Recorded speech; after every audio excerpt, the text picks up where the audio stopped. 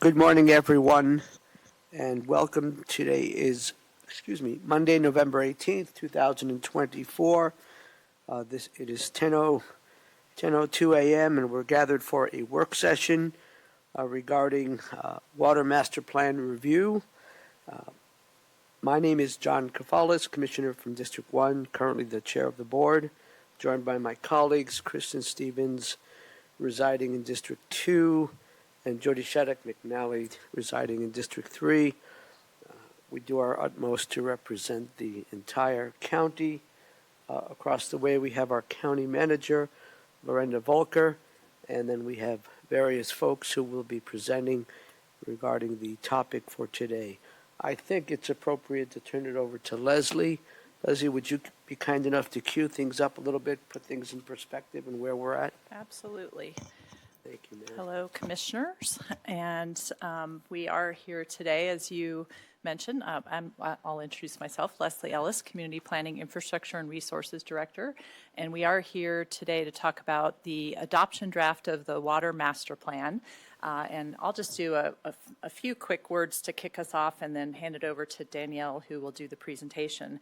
But we are very proud and excited to be at this point in the plan effort, really getting very close to the finish line.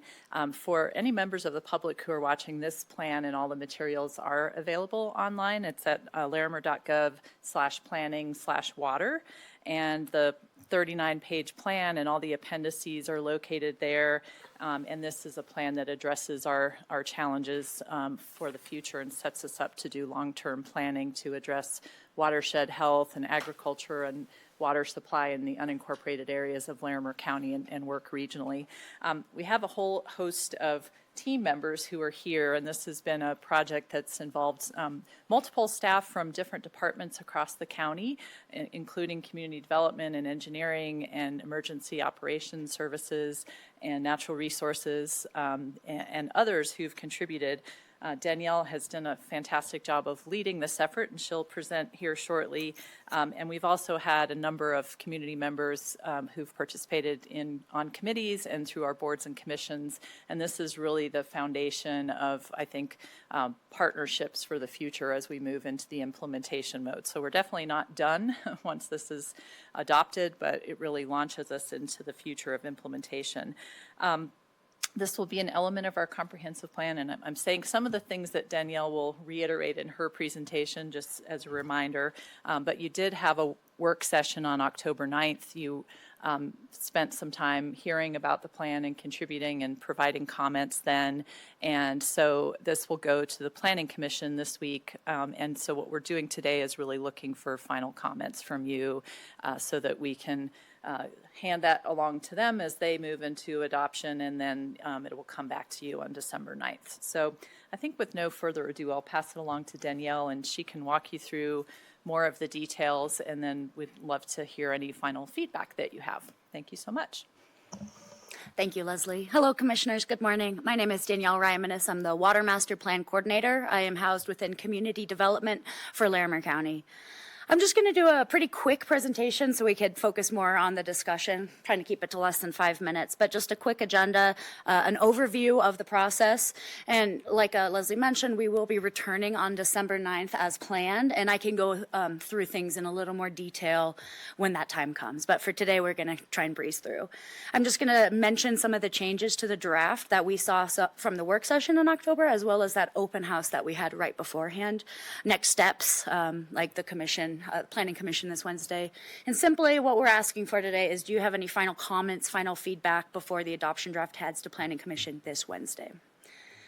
So I'll kick us off with the purpose of the Water Master Plan. It's really to kind of support water conservation, protect watershed health, collaborate through water supply challenges, mitigating hazards, and ensuring long-term water security for those within our region.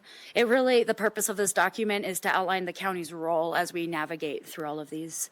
If adopted, the Water Master Plan will become an element of the comprehensive plan, which is a state requirement these days. So we are kind of ahead of the game on that.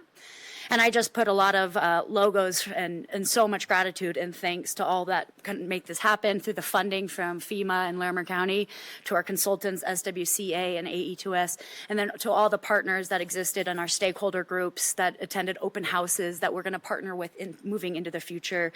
This is the majority, but this is not all.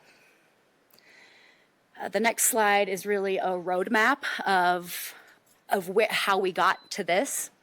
I get the project kicked off in September of last year, roughly, kind of July of last year. We, put together the committees. We met with everyone. We had 2 open houses. We had a public workshop. Commissioner Shattuck McNally and I were able to attend a county's it's Colorado Counties Incorporated conference. We attended a Growing Water Smart workshop. You can see that photo in the lower left. So over the course of the year, there's just been a lot of opportunities to get the word out there as well as collaborate.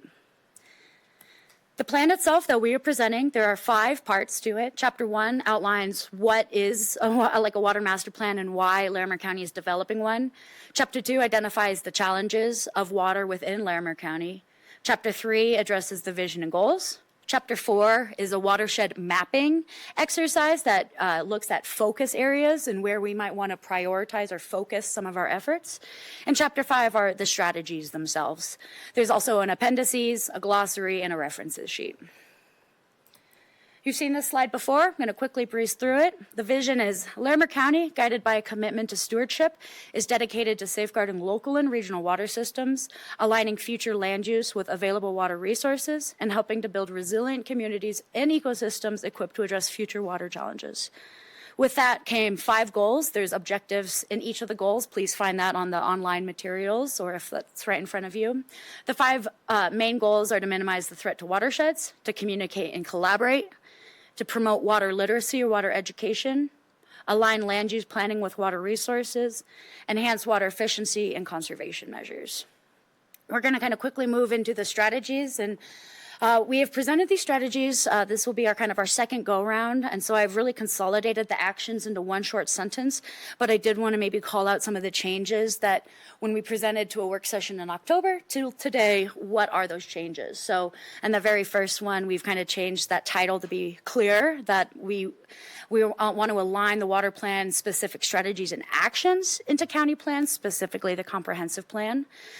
With support fuel reduction outcomes, we've updated specific language. For example, we kind of removed the word entities and changed it to practitioners. We also talked to local stakeholders and kind of fixed some of that specific language around fuel reduction, et cetera.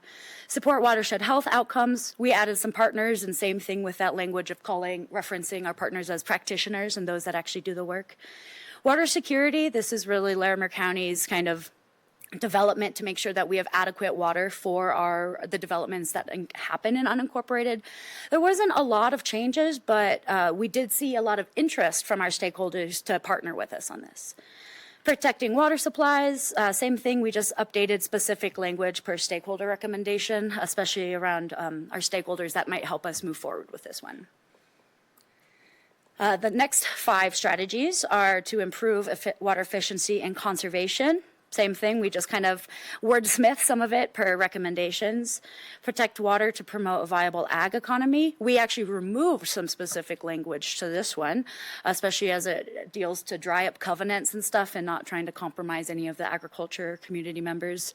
And we added some partners here too. Growing Water Smart, we added partners. Public Education and Resource Clearinghouse, we kind of clarified our role in this, and so that's why I say updated specific language.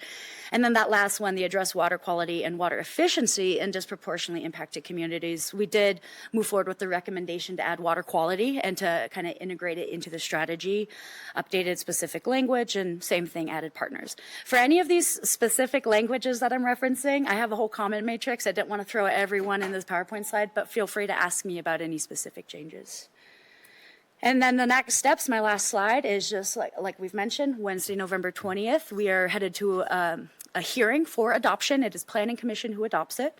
And then we'll head back to a land use hearing on Monday, December 9th for approval from the Board of County Commissioners. Please find all materials online. You could utilize that QR code or try and access that website right there. And with that, here's my contact info, and thank you.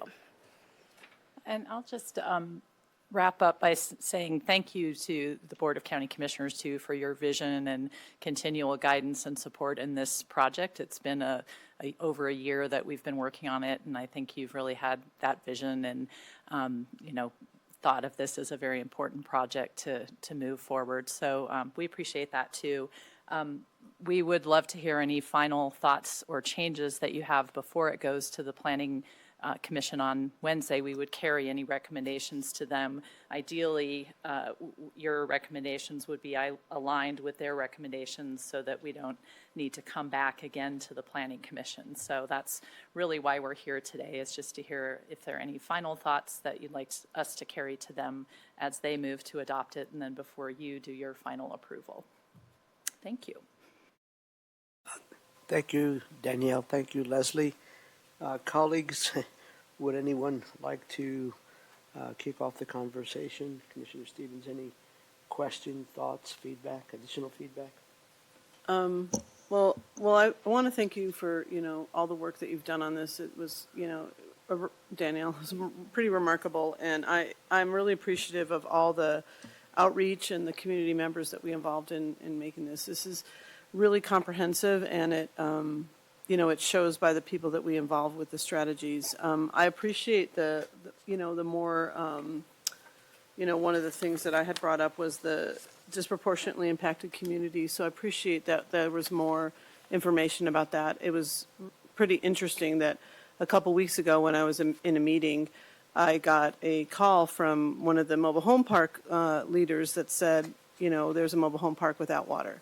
And so I think that when I tell that story in groups, people are kind of shocked by the fact that there's still these that there's still people that struggle with clean drinking water and sanitation, right, in our community, in our affluent community. And so I really, luckily, Department of Health and Tom Gonzalez and everybody rallied really quickly to get. I mean, there weren't toilets, I think, at the time. They had to rely on a nonprofit to get water into the community.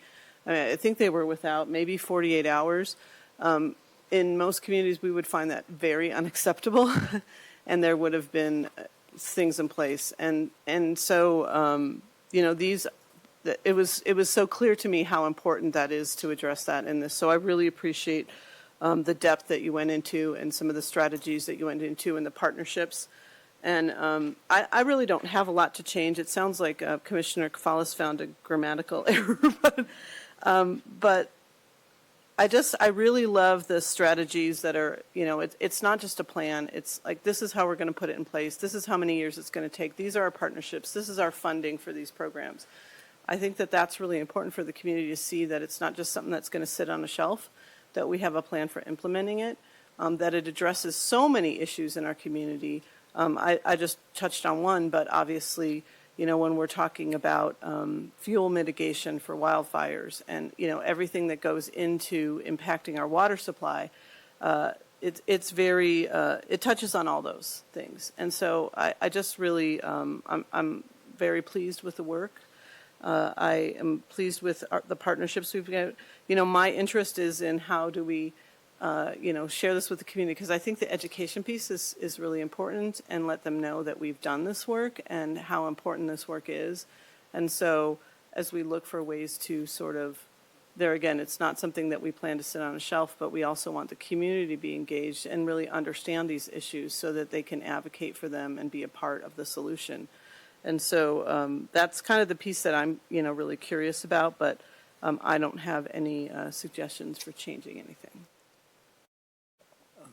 Thank you, Commissioner.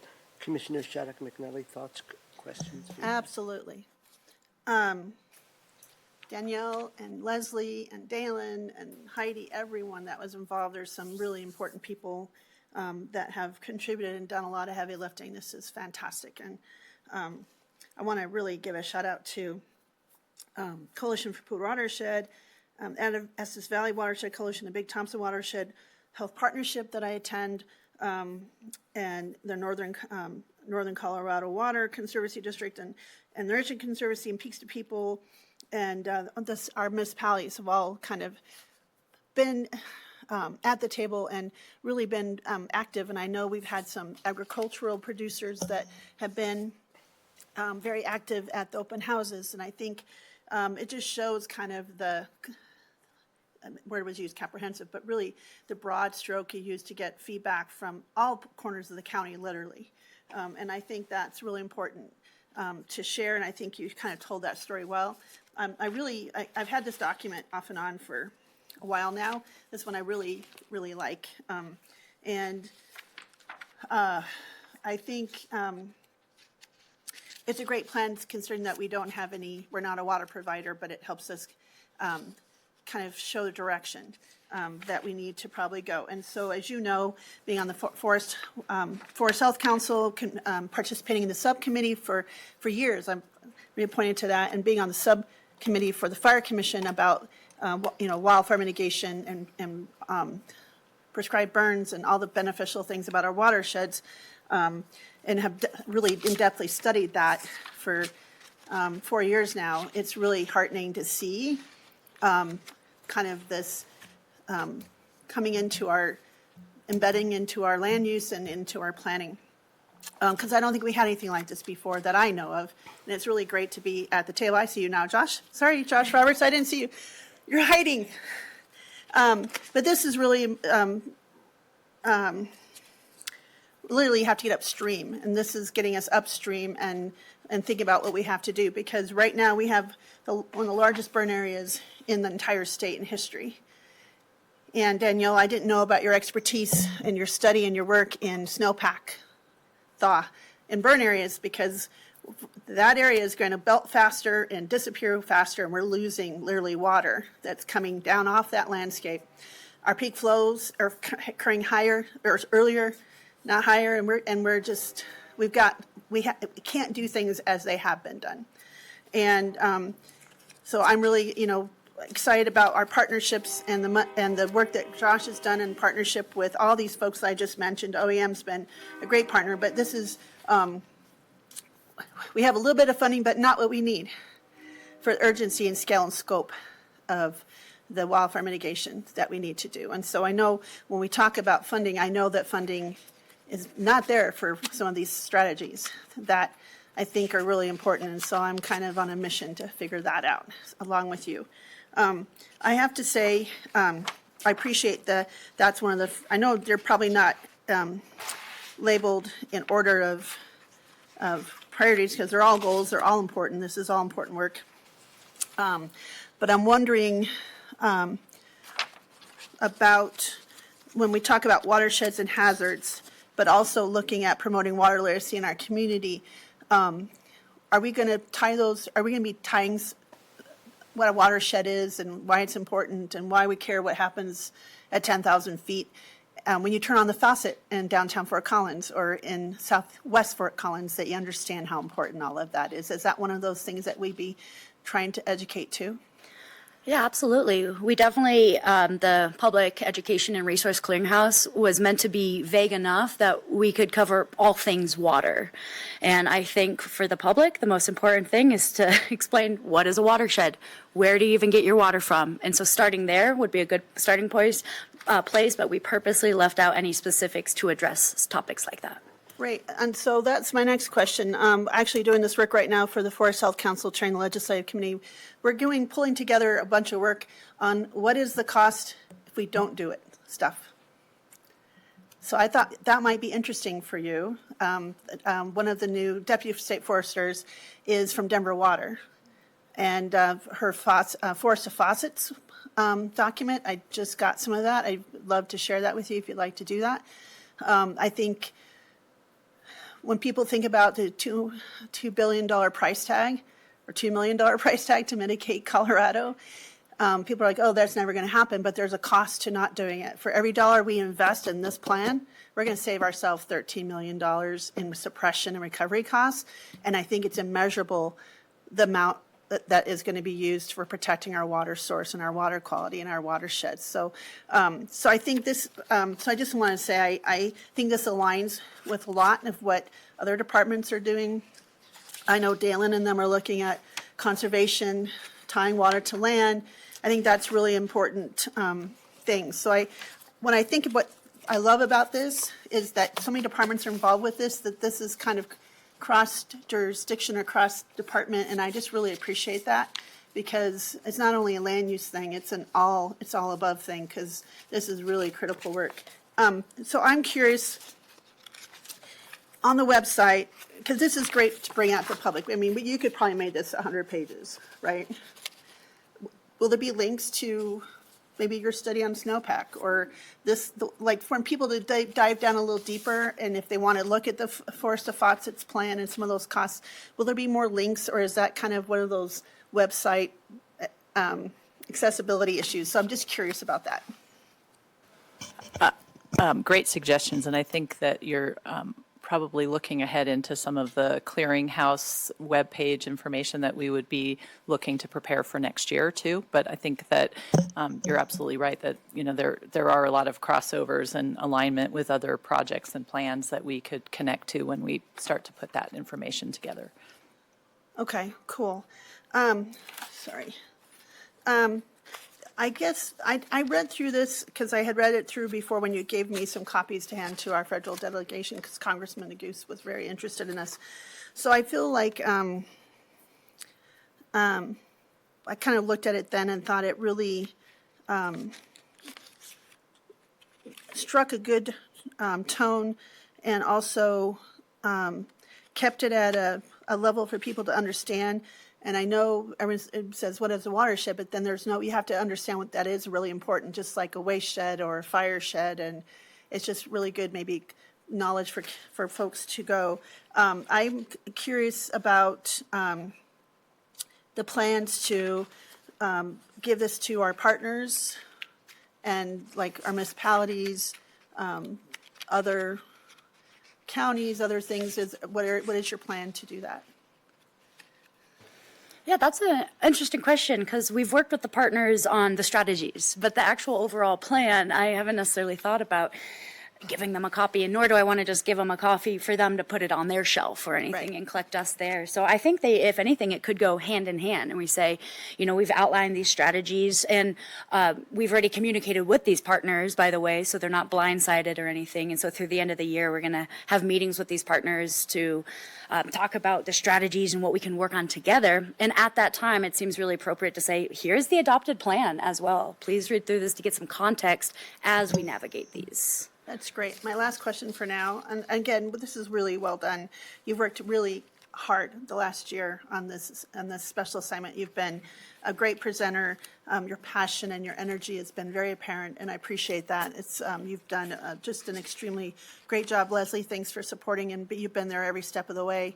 And appreciate, again, all the partners in the room. All of you that I haven't mentioned, you've all been really integral, important pieces of this. So this summary and strategy table, these strategies don't come without a price tag. Just curious, have you tallied up the total price tag or an idea? We have not. So this is a plan that lays out an implementation roadmap, and we'll be active in seeking grants and looking for funding and identifying funding sources both within the county and outside of the county as well. So what would be the first thing you'd like to look to fund? Would it be the groundwater information or?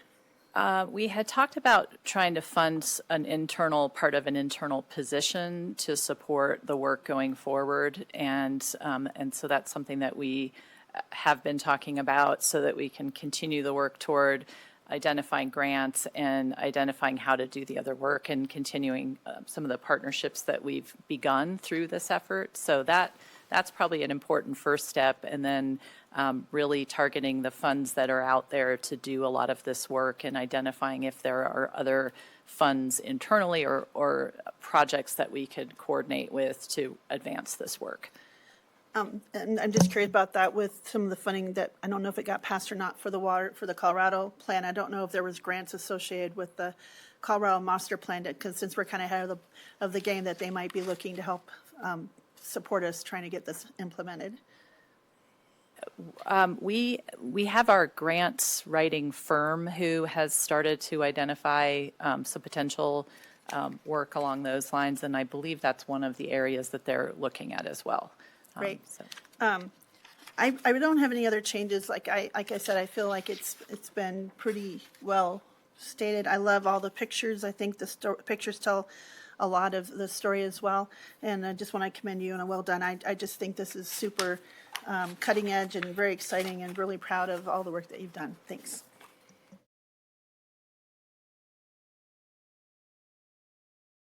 Thank you, Commissioner. I have a little bit of feedback and some observations. First of all, I think this is a really excellent document. When I was reading it again, I think at the end of last week, I was struck by its readability, and that it was actually an interesting document to read. And I think it's a good balance of content and graphics related to that observation. So that's a very good thing. I'm not sure it relates to a question or a comment that was made. Who is the audience for this document? And it seems like we've been intentional about writing it in a way that maybe it could be a broader audience. So related to that observation, I think that's a very good thing. I'm wondering, how did you all come up with the language and, explaining about, excuse me, watersheds and things of that nature? Is that really intentional, or did you follow some kind of methodology, or you just got lucky, or what?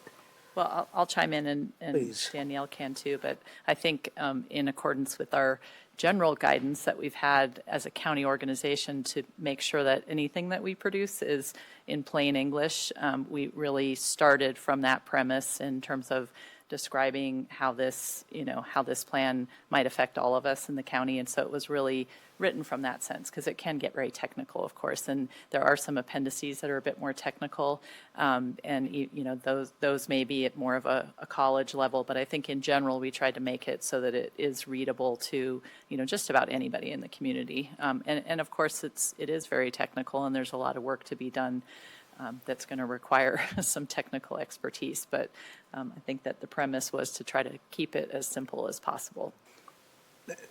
Thank you. Did you want to add anything, Danielle? I do want to add on one more comment, because just to give kudos to someone in this room who originally we did have it in plain English and almost too simple, and then our engineering department is like, well, if it's not technical, then we don't really know how to implement it per se. And so he wanted to strike that balance, or Casey, of well, I want to actually see this implemented. We need some guidance, which means some technical language. So it was intentionally done that it was a broad language, and then we pulled back to some technical, put in the appendices, brought it out. So, yeah. Thank you. If I may, just a couple more things, observations, and then we'll see it. Glenda, if something you'd like to add. I think another really positive thing is that, the way the plan is laid out, again, it's easy to read, and my hope is that you'll, as you're considering how to get the work, how to distribute this, whether it's, so it's not on people's shelves, but that there's a broader distribution where it makes sense, the community at large, so they see the outcomes of their efforts. A couple of suggestions maybe that come to mind and questions related to that. One is when you look at the, on page 17, and I think you got into it, the strategy summary table, and you have the strategies, the county actions, etc. It references the associated goals, and I don't know if it's a digital copy, whether there's a way to put a link there that brings it back to the goal, the goal 1, objectives 2 and 3, because I found myself having to flip back a few pages. If it's a hard copy, then it's a little more difficult. But that's one observation that might help a little bit, a way to just be brought back to the, the goals and the objectives. A second comment, suggestion, thought is that similar to our Climate Smart initiative, it seems like what I'm recalling there is, we have a really good data dashboard, and it also shows progress. Is that our intention, to show progress year 1, year 2, year 5 with implementing some of these things? Simply, we have not had that discussion yet. I would offer that it would be a good discussion to have, and of course, a lot of that is predicated on resources and all of that. Just a couple more things, colleagues, if I may. One is, I think Commissioner Stevens spoke to this a little bit, and that is appreciation for incorporating some of the ideas that, have come out in our discussions, certainly from the commissioners. I'm glad there's an emphasis on water quality as it relates to mobile home parks and things like that. I'm glad there's an emphasis on integrating land and water use. And so that, I think that's a very positive thing. I'm curious if you could say a little bit about the time frames. Some of the time frames are pretty broad, like 3 to 10 years, 1 to 5. And it seemed like, and I know there's some methodology there, and you get into it with, the details of the strategies and the logistics. But what were the factors that you considered other than, staffing capacity and money perhaps and those kinds of things in determining those time frames? Because one of the things that struck me is it seemed like some of the stuff that through my lens is most important to address seemed like it was stretched out, like the land use, water use stuff, the conservation stuff, I don't know, things of that nature, the growing water smart, lessons learned, takeaways from that. So that's my question. In other words, timeframes, what went into that, and in terms of prioritizing and what's realistic to do in the next couple of years, and what we might have to wait on. I should stop there. Yeah, definitely. Yeah, I'll start and Leslie can add on. I think what's important is additional criteria were kind of on a strategy by strategy basis. And so, for example, some of them were state requirements. Some of them were timeline when we were going to update our comprehensive plan. So I'll give those two as examples. So it's a 10-year plan, the comprehensive plan, which would put us at 2029 is when the next one come around. So that's 5 years from now. So that was kind of that time frame. As far as I mentioned, the state requirements, they've recently come out with new bills with non-functional turf. And, by January 1st, 2026, you need to kind of have that. So that was implemented. So I'll just kind of mention those two as examples that it's a case-by-case criteria, but. Yeah, and I would add too, beyond that, it's really resource dependent. And to some degree, I think we can take a fresh look at this table too. If there's certain things that you all would like to prioritize that you're seeing not as highly prioritized as you'd like to see, I think that's something that we could work into this table. We would anticipate probably revisiting this, annually or periodically to see how we're doing. And some of these actions truly are multi-year actions. I mean, they will take a matter of identifying and building partnerships and starting to do work in these areas. And a lot of them do truly take, many years to accomplish. So I think it's also a reflection of some of the reality of what it may take with certain of these actions. But if you have specific suggestions about things that you'd like to see noted as higher priority, this would be a good time to hear that too, or to hear that over the next couple of weeks as we finalize this. Thank you. I appreciate your response. That's very helpful. And I do hope that we'll consider how can we intentionally provide updates, whether it's similar to what Climate Smart does or that sort of thing, so we know what progress we're making as far as educating the public, integrating things like the film we saw the other night, if that's our plan of action. And I guess in summary, in terms of prioritization, you probably know what my priorities are, is making sure that folks have access to good water quality, reliability, certainly integrating land use and water use, certainly protecting water for agricultural purposes, and certainly the watershed protection. I mean, that's critical. That's so important. And there's already a lot of good progress happening there with fuel reduction and mitigation strategies, and looking at how we might do a better job with woody biomass and all the rest. So I think I guess those would be some of, oh, and making sure that Aurora doesn't get whatever water we have left. That would be a good one. So I'm done. I think overall this is an excellent document, and I'm very pleased and impressed, and well done. Yes, Commissioner. Thank you, Mr. Chair, and thoughtful comments. You asked for priorities or things you thought, so, okay, I'll go for it. First, I think looking to get you the staff capacity, whether it's the person you want to look at to go for these grants, because you all, I mean, I know, Daniel, this was kind of your focus, but now you're on to another position, so there is really no position right now to look at these grants, so I don't know how we implement. So I think that's first and foremost, is have someone who, how are we going to see this go forward? Secondly, would love to look at, I think integrating this plan and strategies into our related county plan, especially a big major strategic plan. I think that's really important, and to start really spelling that out and calling it out. So I don't know if we have strategic plan updates. We can maybe add a little blurb into how this is going. I know it's annual that you're asking to, but even if it's just a little update, so when we have the strategic plans, it's kind of also spelled out and called out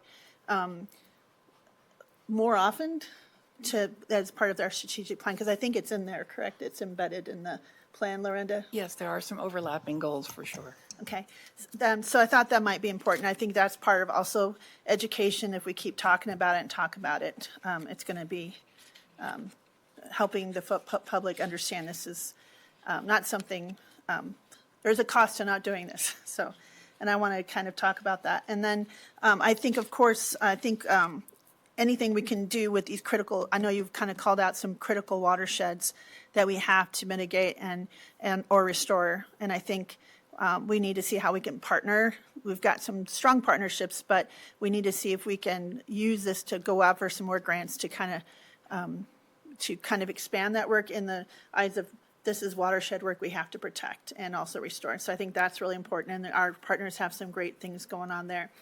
So I think that's really important. The next thing after that is I think we need to really have a good idea about what is our groundwater and our aquifers looking like, because we don't have any information and data on that at all.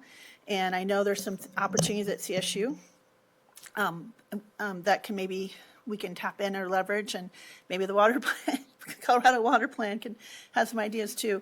I think we've already seen this already, where we've had a moratorium on water taps and looking at wells, and this is already coming before us. And I think that any time we need to figure out how much is in there and is it being drained, and because I think it's I'd much rather kind of figure out where we're at and what we need to do to protect that. So I think that's one blind spot we have, is we have no idea what our groundwater aquifers or any of that. So that's kind of important to me. And then I mean, I think they're all important, but I think those would be the kind of the first ones. And I think when we, those would kind of help with all the rest going down below, because if we're getting the watersheds and the water is coming down, that impacts everyone downstream, including agriculture, water quality, all of things. So I think if I only had to pick those couple, those would be my priorities, just because I think those are important, but I think all 10 are critical. And all important part of this. So I'm sure your list was even longer than that. And so I'll always be curious what that initial list looked like. So if you have an initial list, that'd be interesting to see that. But I think those would be my first ones. I think those would be a good start, since we've had, in the last just 4 years, had 2 major watersheds pretty significantly damaged. So I just want to kind of call that out. Thanks. Yeah, just a couple things. First of all, I wanted to draw attention to are you familiar with Water Now? They mostly work with municipalities, but they have some resources to develop and host a water academy, and I can forward those. I was a member when I was in City of Fort Collins, and I still get the emails, and so the Water Academy is definitely designed for residents, to get more knowledgeable. And I know we've done that in the past, but if there's additional resources, and maybe we could even have municipal partner in doing that. That might be something that we could look at doing as far as education piece. I think it would be good to, as we accomplish some of these goals, are we going to have like a dashboard or something that's attached to? Because I think that, sometimes the community faults us for, so local journalism is limping along, and sometimes our work isn't really highlighted. And so having, very robust websites and dashboards and stuff is really important when we do this work, because then we can point to, because people say, what are you doing about this? And we're like, well, this is what we're doing. This is what we've done. This is where this is our progress on some of these issues. So anything we can do to sort of share that with the community would be good. And then with regard to priorities, I'm thinking about, we always have an annual plan with the planning department that we look at kind of what we're looking at for the future. I think that integrating the land and water use is a really, trying to think, not that work is free, but if we can incorporate that into our annual plan, it is a bit of low-hanging fruit, because it probably doesn't require resources other than maybe somebody to help push that along. After seeing that Mirasol film in our planning meeting with the Planning Commission, I was thinking, I thought a lot about sort of this idea that once it gets to the commissioners, once a development opportunity comes to the commissioners, like, we're kind of tasked with either, yes, we're going to approve this. And I remember Rebecca saying that there's a lot of tools that we can use to not have to get to that place. So we've maybe made better decisions earlier on in the process with regard to zoning or, some of that work. And so I guess really, there again, like I said, I totally understand that work doesn't come free, and I understand that takes staff time, but it doesn't necessarily also require like a special grant to do some of that work necessarily. And so, and maybe there are DOLA opportunities to reopen our land use code. I know we feel like we open it a lot, but that's the good thing about these documents. They're not set in stone. We're willing to do that. And so for me, that would be a good first step. I agree with Commissioner Shattuck McNally on everything she said. I think protecting our watersheds and doing some of this work around mitigation is really crucial. And finding the funding for that is really important too. But I guess when I think about lower hanging fruit, I think of things that have smaller dollar attached to them. And I think that would be a great place to start. Thank you. Thanks, Commissioners. Lorinda, any thoughts or comments? I guess just briefly, that slide you had with the journey that this process took, I think is really telling about how many people were involved and how many opportunities there were to weigh in on this. I really want to commend that, because it's not easy work to go out and reiterate the plan and make those changes and then take them to the board and get that validated again. I think you did a remarkable job with the process. It matches the commissioners and the community's values. And I think publicizing it is exactly the way to go. I wonder if we might do a video that we have on our channel whenever we don't have a public meeting that could show over time. It's a little more expensive to do it TV quality, but it could be something that talks about how you did this and with whom and who are our partners. And it's an actionable plan. It's not just a value statement on a shelf. I think that could be really engaging for the community as a piece of community engagement. We could also have it on our website. Remarkable work. I know this was not easy, and we're here at the end where it's all polished and clean. But a lot of sweat went into this one. So thank you. Thank you, colleagues. And I guess before we sign off, to kind of build on what Lorinda said, I suspect it's already our plan to integrate however we message this or get the word out about all this good work, that we integrate that with our community outreach, our public affairs folks. Because I think one of the things that I believe there's good agreement on from all of us is that we can do a better job of putting out narratives that show the good work that we're doing. And the water thing is a big deal, so I think it's really a high priority to work with Michelle and her team, to make sure there's a video or some other tools so folks know this work is there and it's not going to sit on a shelf. And then the final thought I have is, I believe it's mentioned in the report, But I just want to make sure we're not losing sight of, or maybe we need to emphasize more, and it gets back to the watershed protection, is the in-stream flow issues with the, especially with the Big Thompson and the Cache La Poudre.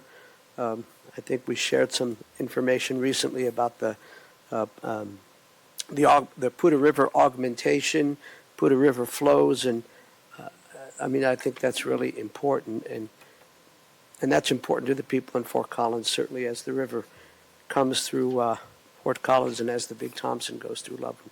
So the in-stream flow, I know it's referenced, and just want to make sure we don't lose sight of that. I believe that's all I have to say. Anything else, Leslie or Danielle or any other Just to folks? thank you again. I think we'll take another look at the strategies and the timeframes based on all the priorities that you expressed to make sure that that's covered. And I think you've provided some great suggestions, and Lorenda too, about how to get the word out better for this. Also, thank you for mentioning Heidi and her work in Climate Smart Future Ready, because she has been a big part of this, and there's a lot of overlap with that and the strategic plan and all the other work that's happening in the various departments. So. And you'll make sure to fix the 2 typos, And correct? we will absolutely fix the typos, and if you find any others, let us know. Great. Yes, Commissioner. So I'm curious, are we allowed to, even though it's not approved yet, I'm wondering if we are allowed to share this. I mean, it's public now, but I'm meeting with the student leadership at CSU tonight, and I thought maybe I would take this copy and let them see it, because they're very interested, because I've been talking about it with them in their ears for about a year now. Yeah. So is that okay? Or Yeah, is- this is all public information. Just let anybody know that there may be a final version that is slightly different if there are some changes that happen to it. So, and that will be, replaced on the webpage once it's final too. So any typos or other changes, and if the Planning Commission recommends an addition or a change or anything like that, we'll bring that to you in December for your consideration, and hopefully it's something that you would agree with and wouldn't have to send back. Now, if we get to a point where there's, some disagreement, it may come back to you, but I wouldn't foresee that probably being the case. So, Given that all 3 of us will be attending the event tonight with ASCSU, an evening with elected officials, it'll be a great opportunity Yep. to collaborate on messaging something like this. And Yes. other good works that we're doing. And I would echo Commissioner Kafals's comments about the in-stream flows. I think that, looking at the Big Thompson yesterday, when there's about 300 elk around it and there's literally no flow in the river, by Namaquah Park, there was just, I counted 300, and there was just no flow in the river. So I just want to kind of, that's always very stark. And I know people talk a lot about the Poudre, but this is on the west side of Loveland, and there's no flow through the river. So I just want to, I think that's important as well. So thanks. Thanks.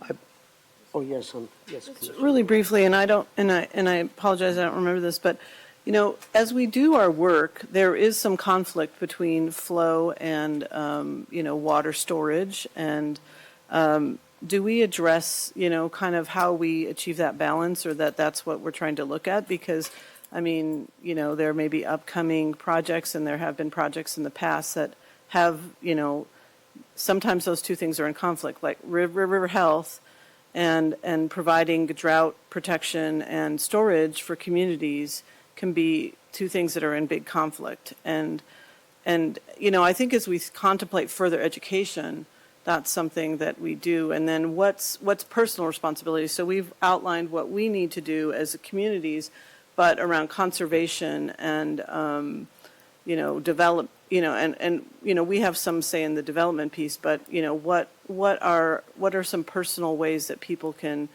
I think of simple things like, don't do an oil change, though, and like in your, driveway, and then that, flows into the Poudre and things like that. But around conservation, because we have that tension in our community and in our state around, providing water and protecting these watersheds. So anyway, just, because, we're going to wrestle with that. I think over the next decade, that's going to be something that's going to come to a head, and that's going to cause some tension in our community. Thank you for pointing that out, and that's something that came up in the Colorado Water Plan as well, and I think in this plan too, and this notion of that there's not necessarily a perfect solution, but, any sort of advanced comprehensive planning around these topics can be helpful, and, just really being thoughtful about where and how and when we plan for storage projects and how we address in-stream flows along with that, and how we address some of the transport issues around the state too. So, and it's all mentioned in this plan. I don't know that we have all the solutions yet, but certainly the partners are stepping up, and there's a lot of interest and action around how to do better in those areas. Great. Thank you all. Good discussion. Great work. The work continues at 10:52 a.m. We are adjourned.